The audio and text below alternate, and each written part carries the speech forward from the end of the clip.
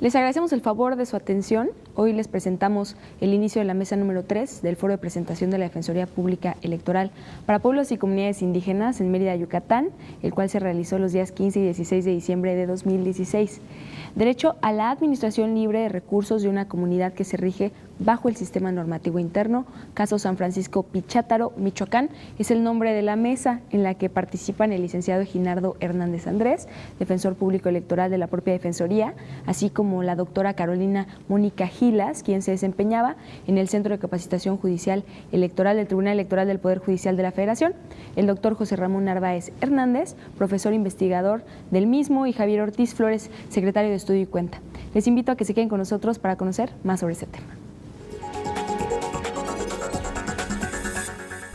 Daremos inicio a la última mesa titulada Derecho a la administración libre de sus recursos de una comunidad que se rige bajo sistemas normativos internos.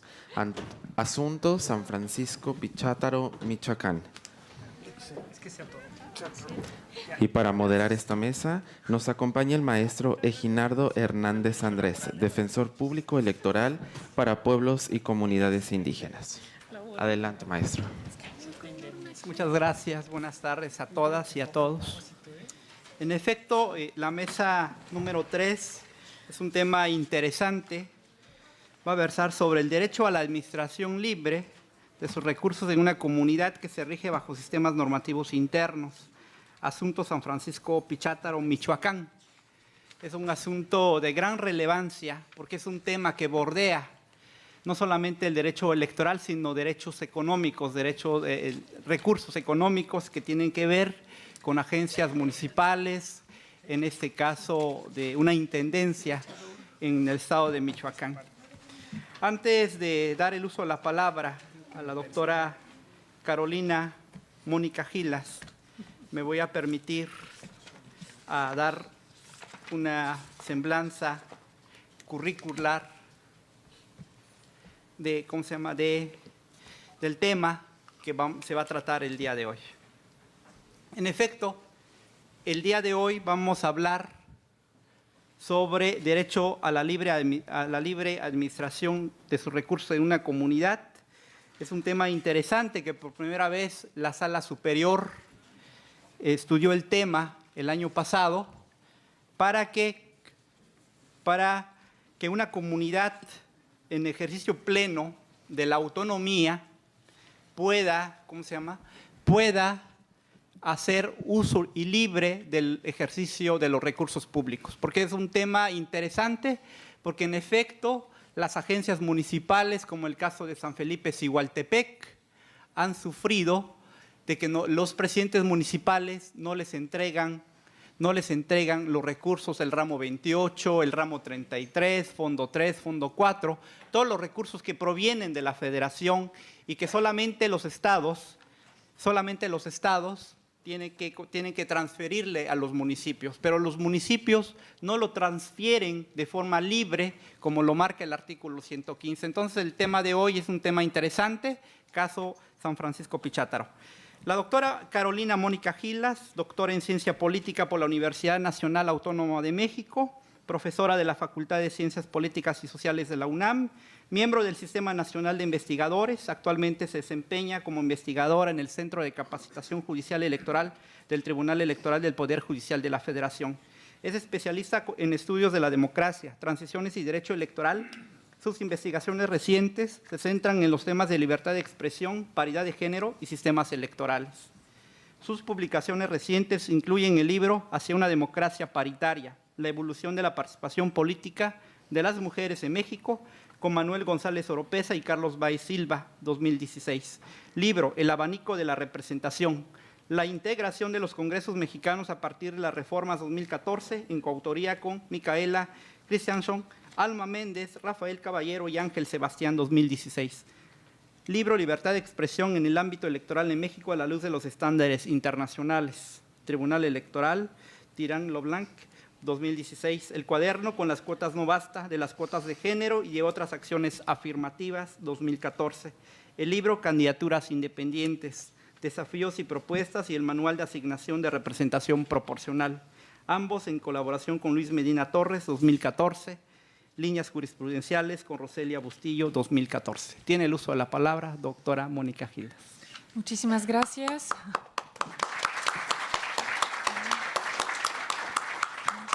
Muchísimas gracias, muy buenas tardes a todos. Muchísimas gracias, maestro Guinardo, por esa presentación. Muchas gracias a todos por estar aquí. Yo estoy encantada de estar de regreso en esa hermosa ciudad de Mérida y poder reunirme con ustedes esta tarde, con ustedes y con mis compañeros en la mesa, maestro Javier, doctor José Ramón, dos grandes colegas destacados en la materia. Es un placer hablar de ese tema por demás interesante y creo que hoy va a ser bastante provechosa la tarde porque los podremos ofrecer tres, me imagino, visiones distintas.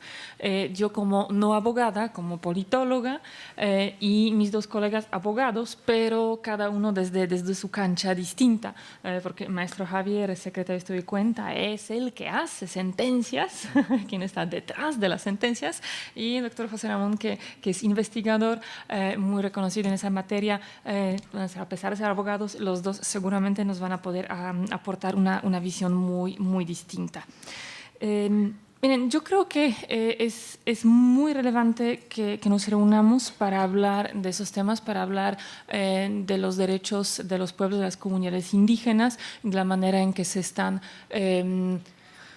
resolviendo, atendiendo, empezando a ser efectivos hoy apenas en nuestro país, que tiene una deuda histórica enorme con su propia gente, con sus pueblos, con el reconocimiento de su diversidad y no solamente con el reconocimiento, pero con la puesta en práctica, con el uso efectivo y con proveer todas las medidas necesarias para que esos derechos que ya está reconociendo tanto nuestra Constitución como todos los instrumentos internacionales, los tratados, garantizan para los pueblos y comunidades indígenas.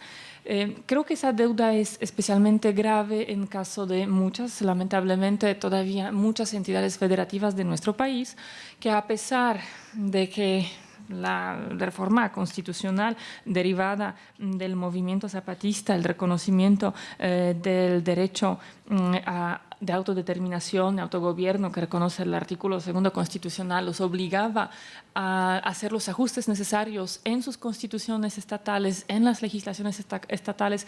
Muchos de ellos quedan aún en deuda o quedaban en deuda hace muy poco. Hoy vamos a hablar justamente de un caso de una comunidad de Michoacán, que también fue uno de los estados que apenas y también a raíz justamente de las sentencias del Tribunal Electoral volteó a ver el tema y reconocer esos derechos a su nivel constitucional. Seguramente se acuerdan en 2011 el caso de la comunidad Cherán en Michoacán, quienes llegaron al tribunal pidiendo apoyo para poder pues, cambiar su sistema de gobierno y para poder empezar a ejercer, a gobernarse por los sistemas normativos internos, por los usos y costumbres que no estaban en aquel momento previstos, reconocidos desde la Constitución estatal en Michoacán, y por lo tanto se les estaba negando ese derecho, ¿no? Entonces, hasta que llega la sentencia, otra más, del Tribunal Electoral, es cuando las cosas en Michoacán empiezan a cambiar y donde ya empieza también a haber por fin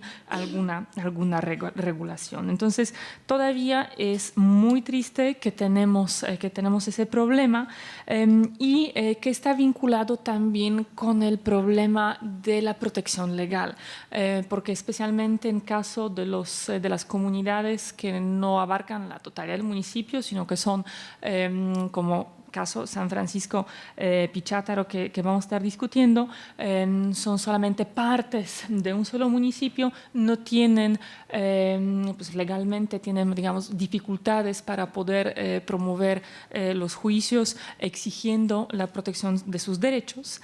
Creo que en ese tema radica uno de los puntos interesantes de esta sentencia, que no es del todo electoral, por decirlo de alguna manera. En el asunto que vamos a platicar, para darles una muy breve introducción, la comunidad San Francisco Pichátaro es una comunidad indígena purépecha en el estado de Michoacán, en un municipio que se llama Tingambato. ese municipio no es mayormente indígena. De hecho, la comunidad San Francisco Pichátaro son alrededor de 35% de este municipio. En un momento dado empiezan a regirse por el sistema tradicional, y lo que solicitan a las autoridades municipales, originalmente allá todavía en 2015, es que la autoridad les otorgue una parte del presupuesto del municipio que correspondería a utilizar en esta comunidad, para que la comunidad de manera autónoma pueda decidir el uso de esos recursos, a qué proyectos se van a destinar, cómo se van a ejercer, ¿no? Lo que dicen, tenemos derecho a autogobierno, tenemos derecho de autodeterminación, pues para poder hacerlo necesitamos nuestros recursos, ¿no? Necesitamos que no solamente sea un derecho nominal, ahí muy bonitamente reconocido, pero queremos poder hacerlo en realidad, ¿no? Queremos hacerlo en práctica. Y saben ustedes que uno puede ser muy autónomo en muchos ámbitos, no solamente en el que se trata de gobierno en una comunidad, incluso en lo individual, pero si uno no tiene con qué pagar su autonomía, esa autonomía siempre se va a ver de manera sumamente reducida, ¿no? ¿Quién paga las cuentas? Frecuentemente es el que decide. Entonces, al no recibir una respuesta favorable por parte del municipio, llegan con una impugnación al Tribunal Electoral del Poder Judicial de la Federación. Y ahí la primera pregunta es, ¿el Tribunal Electoral del Poder Judicial de la Federación tiene facultad para decidir un caso de esa naturaleza, ¿no? Es una cuestión que le corresponde al Tribunal Electoral. Incluso dentro de la misma Sala Superior ahí hubo discusión importante al respecto de ese tema. De hecho, un voto particular de uno de los magistrados de la integración anterior que considera, por ejemplo, que no, que considera que la temática, la decisión que había que tomar en ese caso ya va más allá de los temas electorales, de los derechos político-electorales para los que está para cuya tutela existe el Tribunal Electoral. Entonces, eso ya tiene que ver con el derecho presupuestal, con la administración municipal. Pues nosotros no hacemos eso, ¿no? No somos competentes para tomar ese tipo de decisiones. El resto de los magistrados están demostrando otra posición, están en ese acuerdo y dicen, no, sí podemos. ¿Por qué podemos? Porque el derecho político de los pueblos, bueno, ya vamos a hablar más a fondo de la argumentación, pero en principio dicen, para que las comunidades puedan ejercer de manera plena su derecho de autogobierno, de autodeterminación, necesitan para ello los recursos. Entonces, ese fue como el primer tema, y yo creo que ahí hay un punto muy importante que se reduce a decir, si no es el Tribunal Electoral, entonces ¿quién? ¿No? Porque justamente ante el Tribunal Electoral, las comunidades que no son municipios, o sea, que no están bajo esa figura legalmente prevista para poder promover sus recursos ante la Suprema Corte, si no van al Tribunal Electoral, pues ¿a dónde van? No hay ninguna otra instancia, ninguna otra posibilidad vía jurídica a la cual podrían acudir para la defensa de ese tipo de derechos. Entonces, también ese caso demuestra de cómo ha estado cambiando ya la dinámica relativa a la protección de los derechos de los pueblos y comunidades indígenas, porque en esos temas el tribunal ya lleva bastante tiempo involucrándose y dictando sentencias, pero en los últimos años estamos viendo cómo cambian los temas que están llegando, ¿no? Originalmente se trataba de no nos dejan participar, nos dejan votar, no nos dejan elegir nuestras autoridades, nos están imponiendo, ¿no? Hay algún representante del Congreso de Gobernador, o de muchos casos que tenían que ver con la protección de los derechos individuales en las comunidades indígenas, como derechos de las mujeres a votar, a ser votadas, de los adultos mayores, de los avecinados, hay muchos casos como de conflictos entre agencias y cabeceras municipales, de quienes tienen derecho hasta dónde en participar, tomar decisiones, el tequio. Pero últimamente ya estamos viendo otro tipo de casos que tienen que ver ya con el ejercicio efectivo de los derechos, como por ejemplo lo demuestra justo el caso San Francisco Pichataro. Lamentablemente también vemos casos de destituciones, de violencia política de género en algunos municipios que ya también se comentaban en la mesa anterior, y creo que van a seguirse discutiendo el día de mañana. Entonces, es por esas razones que ese caso es tan interesante, porque los casos frontera, los casos que obligan a las autoridades, a los tribunales, a determinar cuáles son los límites, cuál es la configuración ya práctica, los alcances en la vida real, ¿no?, de un derecho, creo que son siempre de los más interesantes desde la perspectiva jurídica, desde la perspectiva académica. Y en este caso en particular, el tribunal llega, yo creo que a una decisión muy relevante que también demuestra deficiencias de la legislación actual y que pues abre puerta a casos más interesantes aún, más casos de ese tipo en el futuro. Entonces, básicamente podríamos decir que en San Francisco Pichataro la Sala Superior se enfrenta, después de decidir, de dilucidar, como dicen los abogados, si el caso todavía queda dentro del derecho, de los derechos políticos y electorales, o ya lo transgrede y va más allá. Dice, no, sí, sigue siendo una parte importante justamente de los derechos político-electorales que nosotros estamos llamados a tutelar. Analiza ya en particular los alcances de ese derecho de autodeterminación y de autogobierno que tienen las comunidades y los pueblos indígenas. Ese derecho está reconocido tanto por nuestra Constitución, en el artículo 2, pero también por toda la serie de los tratados internacionales, de los instrumentos internacionales de la ONU, el convenio de la OIT, el 669, del que también ya ha sido mencionado hoy en varias ocasiones, que establecen que ese derecho de autodeterminación y de autogobierno tiene muchas vertientes. O sea, no se limita solamente a la posibilidad de que las comunidades indígenas elijan a sus gobernantes y lo hagan a su manera, ¿no?, siguiendo sus rutas tradicionales para la integración de sus autoridades, pero también lo pone creo que una cita muy bonita en el preámbulo del convenio 169, dicen, deben tener derecho de asumir el control de sus propias instituciones y formas de vida y de su desarrollo económico, y a mantener sus identidades, lenguas y religiones dentro del marco del Estado en que viven.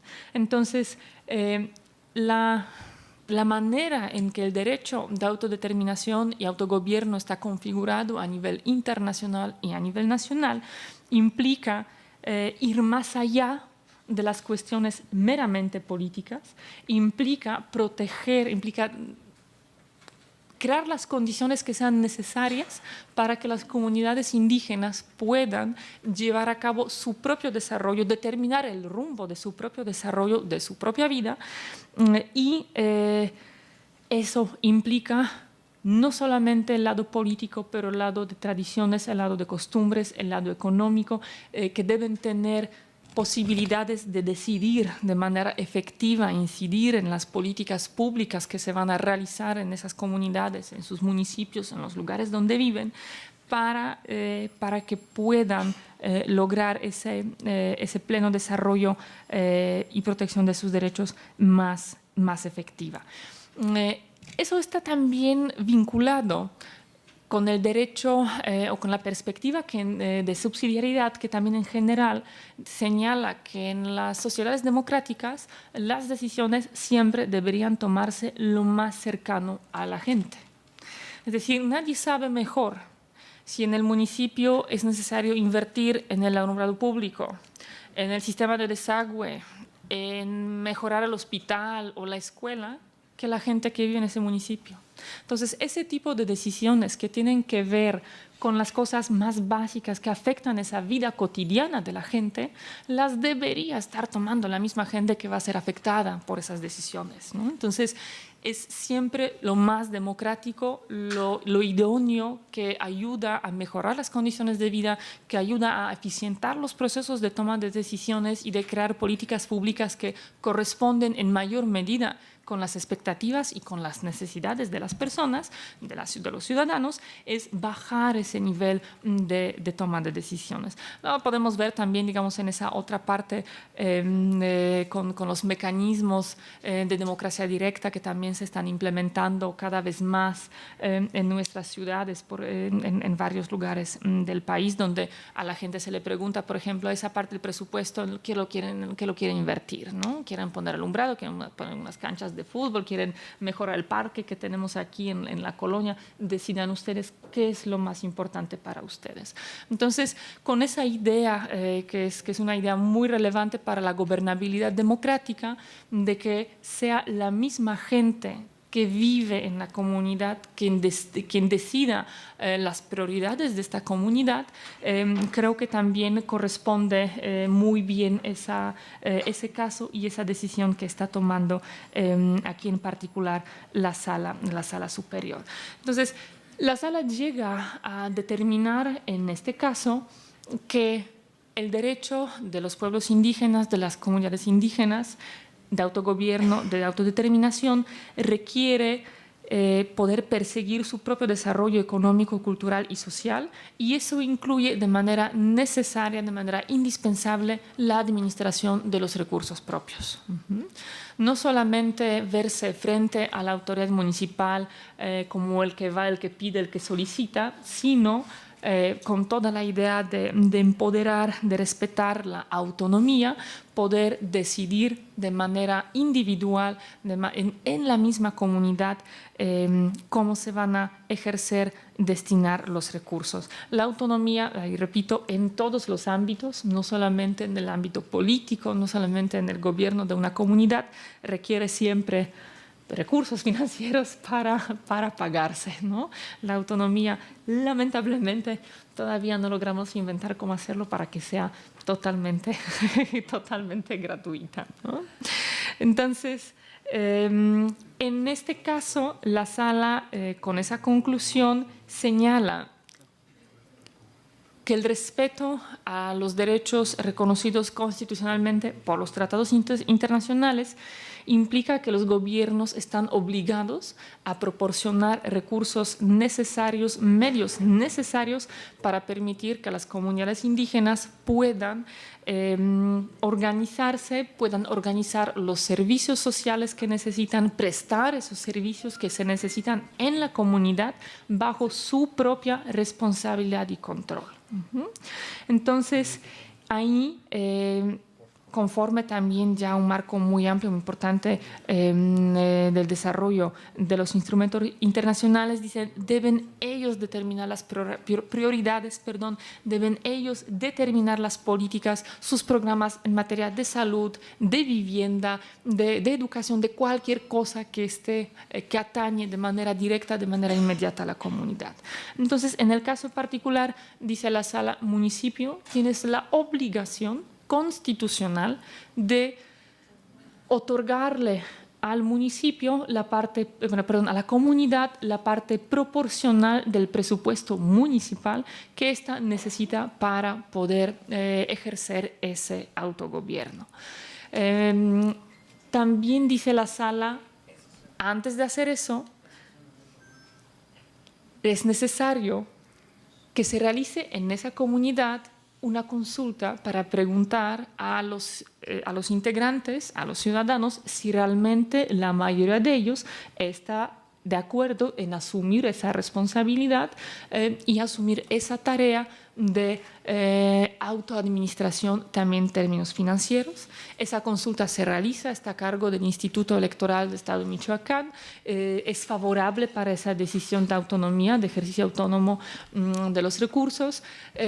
Por lo tanto, pues ahí es donde ya la comunidad frente a las autoridades electorales, municipales exige cumplimiento de la sentencia. y pues por supuesto, como ha pasado con la regulación, como ha pasado con el reconocimiento de los derechos y como ha pasado con muchas otras cosas, hay una importante resistencia en el ayuntamiento, en el gobierno del ayuntamiento, también en el Congreso Estatal, por lo que regresan los integrantes de la comunidad a la sala superior, quien tiene que pues, volver un incidente de inejecución de sentencia, a imponer esa obligación, a decirle al municipio tienes que hacerlo, si no lo haces se va a proceder, se va a instaurar un procedimiento de responsabilidad en contra de los funcionarios municipales por no acatar una sentencia del Tribunal Electoral, ¿no? Entonces, creo que el caso es relevante desde la perspectiva, por supuesto, teórica, jurídica, por ser un caso frontera, pero es muy relevante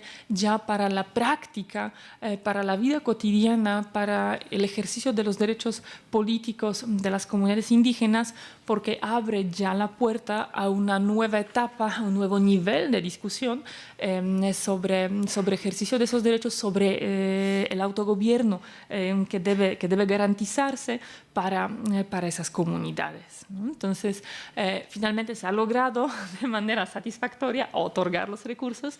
Ahorita nos queda ir observando el ejercicio en ese caso en particular y me imagino que de ahí van a seguir todavía varios más y muchos otros, tal vez también en otras entidades federativas donde las regulaciones no necesariamente prevén ese tipo de dinámicas, ¿no? De otorgamiento de los recursos completos a las comunidades indígenas.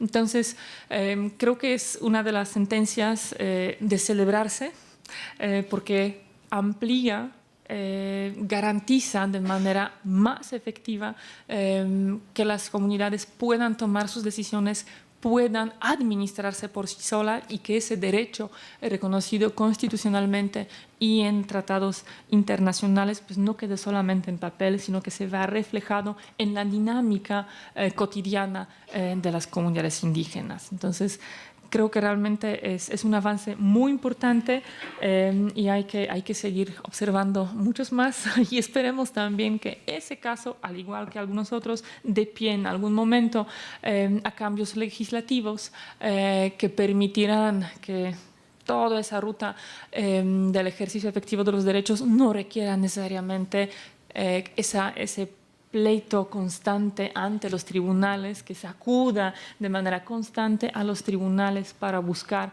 garantías y protección efectiva de cada uno de los derechos. Pero por suerte, ante la resistencia de ciertas agencias del Estado, tenemos aquí sí una institución que está comprometida y que responde a las comunidades indígenas. Creo que lo dijo de manera muy bonita el magistrado Rodríguez en la inauguración cuando dijo que va a caminar a su lado, ¿no? que van a caminar los magistrados al lado de las comunidades, pretendiendo garantizar el uso efectivo, el ejercicio efectivo de todos sus derechos. Muchas gracias.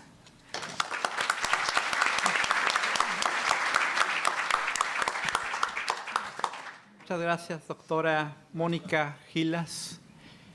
Muchas gracias por su participación. Ella destaca que el tema es un caso frontera, un caso que bordea el derecho electoral con el derecho presupuestario. En efecto, es una sentencia paradigmática, es una sentencia en donde el tema central es el presupuesto, que el ayuntamiento, en términos del artículo 115 constitucional, está obligado a entregar recursos a las agencias municipales, en este caso en Michoacán, en San Francisco Pichátaro. Muchas gracias, doctora Gilas.